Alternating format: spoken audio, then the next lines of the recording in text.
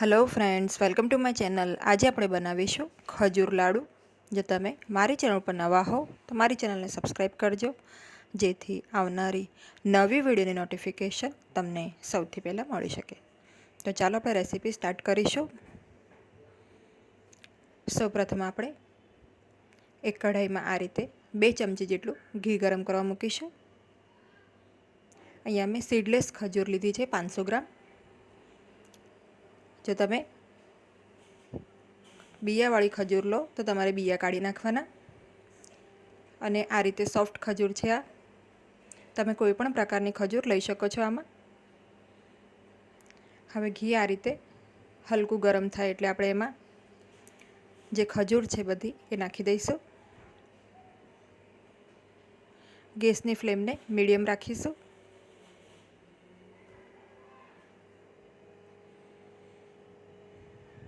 તો medium flame ઉપર આપણે ઘીમાં આ ખજૂરને સાતળીશું, જેથી આ ખજૂર એકદમ સોફ્ટ થઈ જશે।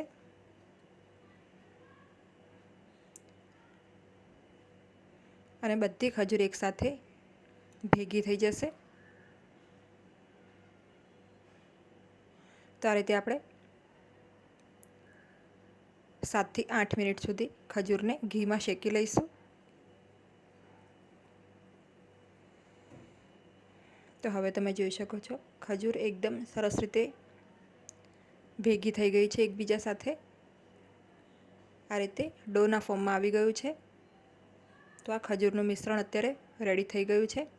હવે આપણે આમાં ટોપરાનું છીણ છે એ નાખીશું।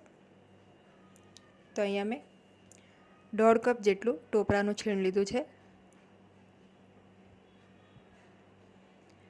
તમે આમાં 2 કપ જેટલું પણ ટોપરાનું છીણ નાખી શકો છો। સાથે મેં અહીંયા લાડુને થોડા ક્રન્ચી બનાવવા માટે શેકેલા સિંગદાણા છે, અધકચરો ભૂક્કો છે એનો, એ નાખ્યો છે 1/2 કપ। હવે સરસ રીતે આપણે ખજૂરમાં ટોપરા અને સિંગદાણાને મિક્સ કરી લેવાનું છે। હવે આપણે ગેસની ફ્લેમને બંધ કરી દઈશું અને આ જે મિશ્રણ છે એને એક થાળીમાં લઈ લઈશું। તો મિશ્રણ સહેજ ગરમ હોય ત્યારે આપણે આના લાડુ વાળવાના છે। તો અત્યારે હલકું ગરમ છે મિશ્રણ।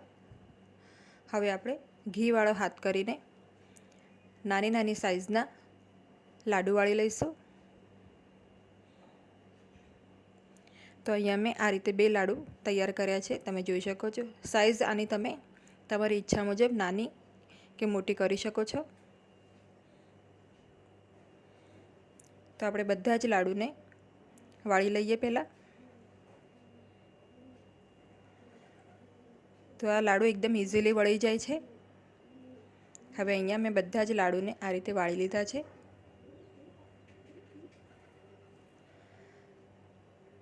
તો હવે આપણે આ લાડુને ટોપરાની છીણમાં રગદોળી લઈએ, જેથી દેખાવમાં પણ આ લાડુ ખૂબ જ સરસ લાગે।